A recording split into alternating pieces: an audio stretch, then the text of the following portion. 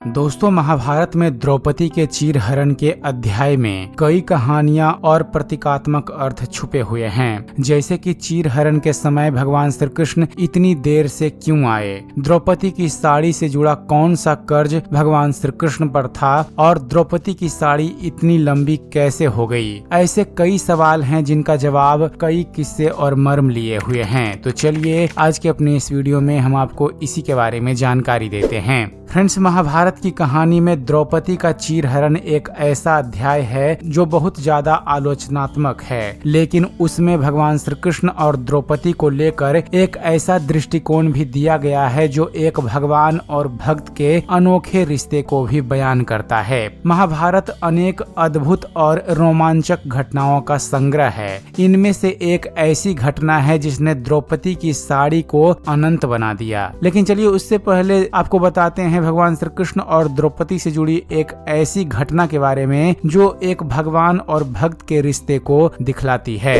तो दोस्तों, बात उस समय की है जब युधिष्ठिर द्रौपदी को दांव में हार गए और दुशासन द्रौपदी को बालों से पकड़कर घसीटते हुए लाकर राज्यसभा में उनका अपमान कर रहा था। तो द्रौपदी ने सभा में बैठे सभी बड़े बुजुर्गों से मदद की गुहार लगाई, लेकिन भीष्म पितामह, द्रोणाचार्य और विदुर जैसे न्यायकर्ता और महान लोग भी अन्याय होते देखते रहे और अपना सर झुकाकर बैठे रहे। जब दुशासन ने द्रौपदी की साड़ी को खींचना शुरू किया तो द्रौपदी ने अपनी पूरी ताकत झोंक दी अपनी लाज बचाने के लिए, लेकिन जब वह सफल नहीं रही तो उसने भगवान श्री कृष्ण को पुकारना शुरू किया। वह पूरे विश्वास और आत्मसमर्पण के साथ श्री कृष्ण को गुहार लगाती रही और उन्हें यकीन था कि भगवान श्री कृष्ण अवश्य आएंगे। जब द्रौपदी ने अपनी आखिरी आशा के साथ भगवान श्री कृष्ण की शरण ली तो भगवान श्री कृष्ण ने द्रौपदी की प्रार्थना का उत्तर दिया और उसकी साड़ी को अनंत बना दिया।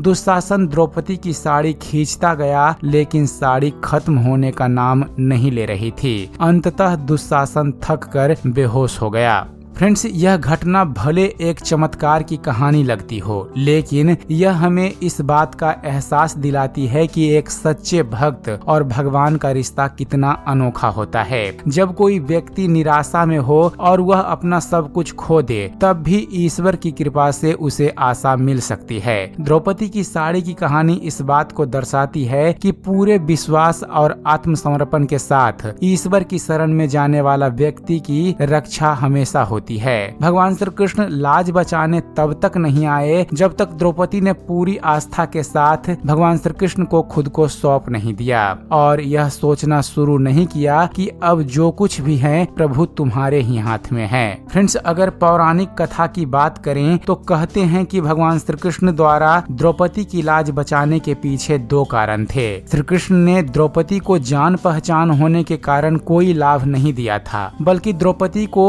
उसके ही दो पुण्य कार्यों के फलस्वरूप ये मदद की थी कि उसकी साड़ी अनंत जितनी लंबी हो गई। द्रौपदी का पहला पुण्य कर्म यह था कि एक बार द्रौपदी गंगा में स्नान कर रही थी। उसी समय एक साधु वहां स्नान करने के लिए आए। स्नान करते समय साधु की लंगोट पानी में बह गई। वह इस अवस्था में कहीं भी नहीं जा सकते थे, इसलिए वह साधु एक झाड़ी के पीछे छिप गए। द्रौपदी ने जब साधु के इस तरह झाड़ी में छिपने का कारण जाना तो उसने अपनी साड़ी से लंगोट के बराबर कोना फाड़कर उस साधु को दे दिया, जिससे प्रसन्न होकर उस साधु ने द्रौपदी को आशीर्वाद दिया था। और दूसरी कथा के अनुसार जब भगवान श्री कृष्ण ने सुदर्शन चक्र से शिशुपाल का वध किया था तो सुदर्शन चक्र से उनकी उंगली थोड़ी सी कट गई और उससे रक्त बहने लगा। यह देखकर द्रौपदी ने अपनी साड़ी फाड़कर भगवान श्री कृष्ण की उंगली पर बांधी थी। भगवान श्री कृष्ण पर यह कर्ज के समान था और उन्होंने इसके लिए द्रौपदी से यह कहा भी था कि